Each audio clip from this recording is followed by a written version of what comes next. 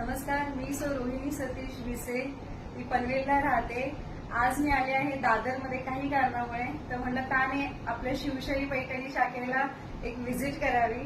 त्यामुळे आज मी आले आहे दादरची जी आपली शिवशाहीची शाखा आहे, शिवशाही पैठणीची, त्या शाखेमध्ये मी आहे. आणि ते गडवालचे खूप सुंदर सुंदर कलेक्शन आहे.